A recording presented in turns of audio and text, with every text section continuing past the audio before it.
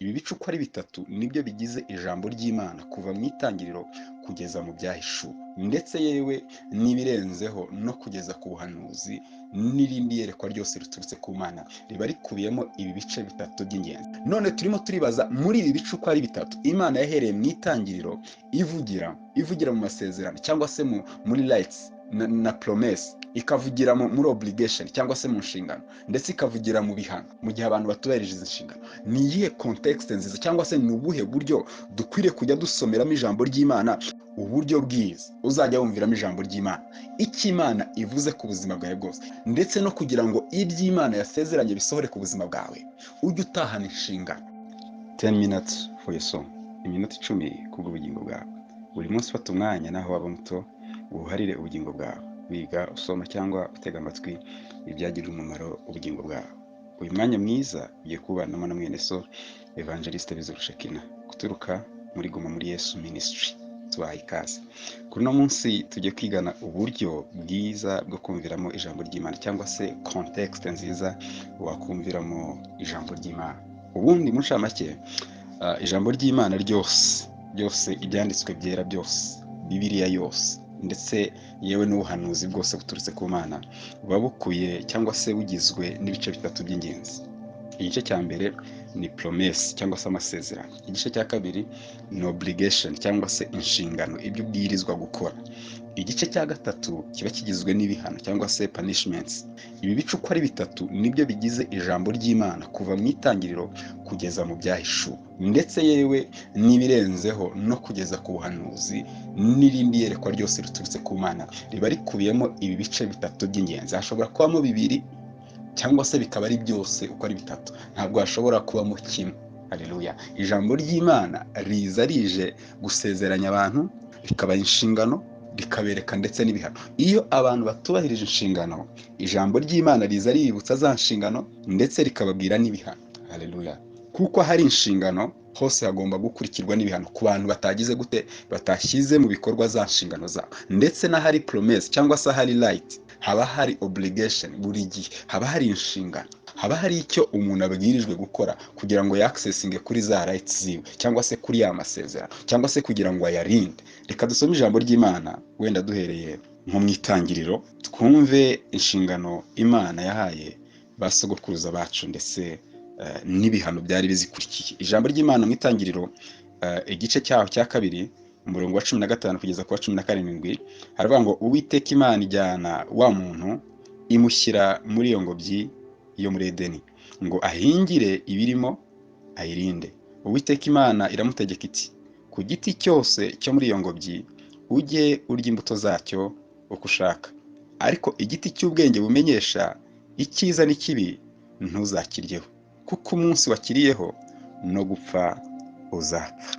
Imana imaze kurema Adamu ngo yamuremeye n'ingobyi ya Edeni. Iyo ngobyi ya Edeni yari irimo ibyo kurya by'amoko yose cyangwa se ibiti by'imbuto zose yagombaga gukenera mu buzima bwe, ariko ngo ishyiramo n'ikindi giti. Haleluya. Ngo igiti ngo cy'ubwenge bumenyesha ikibi n'icyiza, kiramubwira ngo ntuzakiryeho. Urimo kumva inshingano imushyize muri Edeni, imuhaye rights cyangwa se uburenganzira ku bindi bintu byose, irangije iramubwira ati iki giti cyo cy'ubwenge bumenyesha ikibi n'icyiza ntuzakiryeho. Kandi ngo imushyira muri iyo ngobyi ya Edeni ngo ayihingire kandi ngo ayirinde. Deja ni inshingano yari imuha. Haleluya. Ndetse igeze hepfo ikurikizaho cya gice kindi cy'ingenzi, kuko imaze kumuha obligation cyangwa se inshingano agomba kubahiriza. Mu gihe atazubahirije hagomba gukurikiraho ibihano nkuko nari nabivuze ruguru. Iramubwira ngo kuko umunsi wakiriyeho ngo no gupfa uzapfa. Urimo kumva uburyo Imana igivuga. None turimo turibaza muri ibi bice uko ari bitatu Imana yahereye mu itangiriro ivugira mu masezerano cyangwa se muri rights na promesse, ikavugira muri obligation cyangwa se mu nshingano, ndetse ikavugira mu bihano mu gihe abantu batubahirije izi nshingano. Ni iyihe context nziza cyangwa se ni ubuhe buryo dukwiriye kujya dusomeramo ijambo ry'Imana, tukumviramo ubuhanuzi, tukumviramo n'ibihimbano by'umwuka nicyo kibazo turimo twibaza kuri uno munsi. Ese tujye tubyumvira mu masezerano cyangwa se muri rights na promesse, cyangwa tujye twumvira muri obligation? Ese tujye twumvira muri punishment? Tujye dusoma ijambo ry'Imana turimo dushakamo ibihano? Tujye dusoma ijambo ry'Imana turimo dushakamo amasezerano? Tujye dusoma ijambo ry'Imana turimo dushakamo iki? Haleluya. Reka nkugire inama kuri uno munsi wo kunda gusoma ijambo ry'Imana kandi ushaka kubaha Imana, wowe ushaka kuba umugenzi mwiza ugana mu ijuru, context nziza cyangwa se uburyo bwiza uzajya wumviramo ijambo ry'Imana, icyo Imana ivuze ku buzima bwawe bwose, icyo usomye mu ijambo ry'Imana, aho wateraniye icyo bavuze, icyo uzajya utahana. Ntukajye utahana amasezerano kuko si inshingano zawe, yewe n'ibihano ntukajye ubitahana kuko ntuhise uhanwa ako kanya. Haleluya. Ahubwo kugira ngo udahanwa ndetse no kugira ngo iby'Imana yasezeranye bisohore ku buzima bwawe, ujye utahana inshingano, ujye ufata inshingano uzigundire, kuko nizo zizatuma first udahanwa kuko utazubahirije, ndetse ni nazo zizatuma icyo Imana yasezeranye gisohora kuko wubahirije inshingano yaguhaye zakurikiye ya masezerano. Uri umwigisha w'ijambo ry'Imana, uri umuvugabutumwa, uri umuhimbyi, uri umuramyi, uri umukozi w'Imana. Mu gihe cyose ukorera Imana, mu gihe cyose uvugira Imana, jya uhagarara cyane mu nshingano, wibutsa abantu inshingano kuko ari cyo ubutumwa bwiza bugize gute bushingiyeho. Wibutsa abantu icyo Imana ibashakaho kurusha icyo bashaka ku Mana, kuko icyo bashaka ku Mana ni inshingano z'Imana, ntabwo ari inshingano zabo. Kuko icyo Imana yasezeranye ni inshingano z'Imana, irabizi igomba kuzabisohoza, ahubwo icyo yabasabye bagihagazemo kugira ngo niza gusohoza icyo yabasezeranye izabasange hahandi yabasezeranyirije.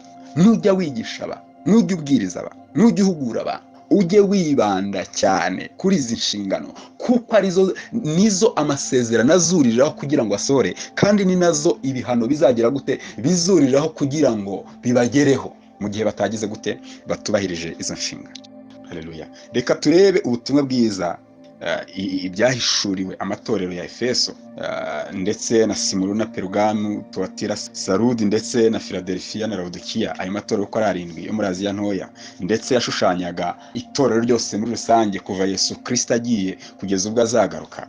Twumve ubutumwa uburyo Yesu Kristo yabusozaga.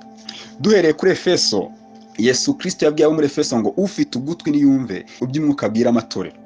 Araribwira ngo unesha nzamuha kurya ku mbuto z'igiti cy'ubugingo kiri muri paradizo y'Imana. Urimo kumva ngo unesha, yakomeje kwitsa ku kunesha, ndetse ibyo yababwiraga yaravuga ngo nzi imirimo yawe, nzi uburyo wanyubashye, kandi nzi n'uburyo wagize gute wansuzuguye, nzi ibyiza wakoze, nzi n'ibibi wakoze. Ariko agasoza avuga ngo unesha nzamuha kurya ku mbuto z'igiti cy'ubugingo kiri muri paradizo y'Imana.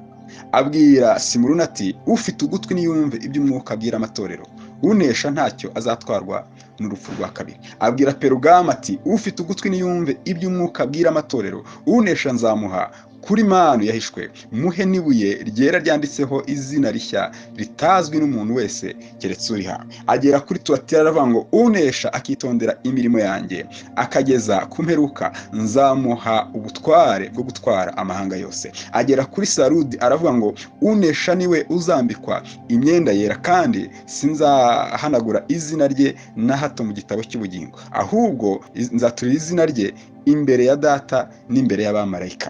Agera kuri Philadelphia aravuga ngo unesha nzamugira inkingi yo mu rusengero rw'Imana yanjye, kandi ntazasohoka kundi, nanjye nzamwandikaho izina ry'Imana yanjye n'iry'ururembo rw'Imana yanjye, ari rwo Yerusalemu nshya izamanuka iva mu ijuru iturutse ku Mana yanjye, kandi nzamwandikaho izina ryanjye rishya. Agera kuri Laodikia aravuga ngo unesha nzamuha kwicarana nanjye ku ntebe yanjye y'ubwami, nk'uko nanjye nanesheje nkicarana na Data. Ahantu hose Yesu Kristo arimo abwira, arimo ahanura, arimo abwiriza aya matorero yashushanyaga itorero rya Yesu Kristo muri rusange, yaravugaga ngo unesha namara kunesha hari amasezerano, hari ibyo nzamuha, namara kuzuza inshingano ziwe hari ibyo ngize gute, hari ibyo nzamugenera.